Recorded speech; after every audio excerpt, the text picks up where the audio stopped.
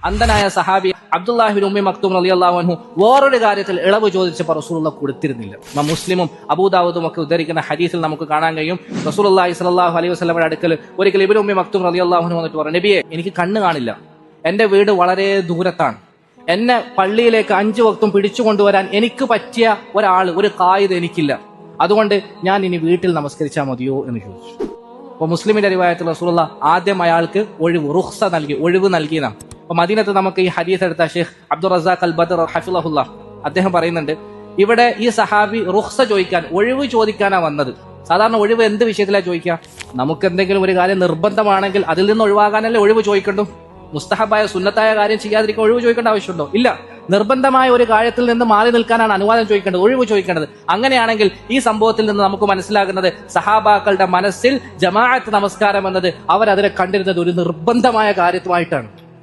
അതുകൊണ്ടാണ് അദ്ദേഹം ഒഴിവ് ചോദിച്ചത്. അല്ലെങ്കിൽ അദ്ദേഹം ഒഴിവ് ചോദിക്കേണ്ട ആവശ്യമില്ല. ഒരു നിർബന്ധമായ ബാധ്യത പോലെ പുരുഷന്മാർക്ക് അള്ളാഹും റസൂലും നിർബന്ധമാക്കിയ ബാധ്യതയായിട്ടായിരുന്നു ജമാഅത്ത് നമസ്കാരത്തെ അദ്ദേഹം കണ്ടത്. അദ്ദേഹം ഒഴിവ് ചോദിച്ചു. മുസ്ലിമിന്റെ റിവായത്തിൽ കാണുന്നത് ആദ്യം അദ്ദേഹത്തിന് റസൂലുള്ള ഒഴിവ് നൽകി. തിരിഞ്ഞു പോകാൻ വേണ്ടി പോയപ്പോൾ റസൂലുള്ള വീണ്ടും അദ്ദേഹത്തെ വിളിച്ചു. എന്നിട്ട് ചോദിച്ചു, ഹൽ തസ്മഉൻ നിദാ, നിനക്ക് അവിടെ നിന്നിട്ട് നിന്റെ വീട്ടിൽ നിന്ന് ബാങ്ക് കേൾക്കാൻ സാധിക്കുന്നുണ്ടോ? അദ്ദേഹം പറഞ്ഞു, നഅം. റസൂലുള്ള പറഞ്ഞു, ഫഅജിബ്. മറ്റൊരു റിവായത്തിൽ കാണാം, ഫല അജിദു ലക റുഖ്സ, അങ്ങനെയാണെങ്കിൽ നിർബന്ധമായിട്ടും അതിന് മറുപടി നൽകണം, നിനക്കിനി ഒരു ഒഴിവും ഇല്ല എന്ന് പറഞ്ഞു. നല്ല ആരോഗ്യമുള്ള, കണ്ണ് കാണാൻ കഴിയുന്ന, ബാങ്ക് വീട്ടിൽ നിന്ന് കേൾക്കുന്ന എല്ലാ ആളുകളും കാതു തുറന്ന് ഉണർന്നിരുന്ന് കേൾക്കേണ്ട ഒരു ഹദീസാണ്. ഈ സഹാബിക്ക് എന്തൊക്കെ കാരണങ്ങളുണ്ട്?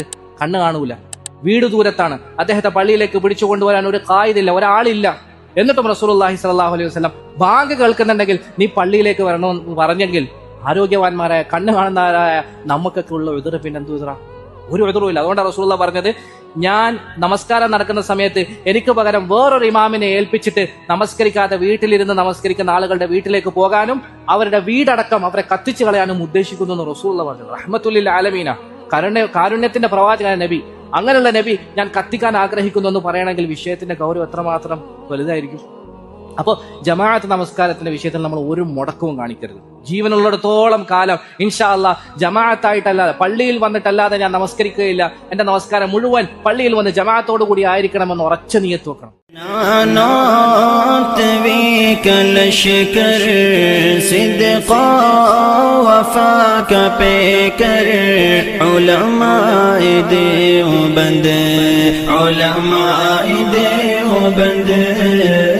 حق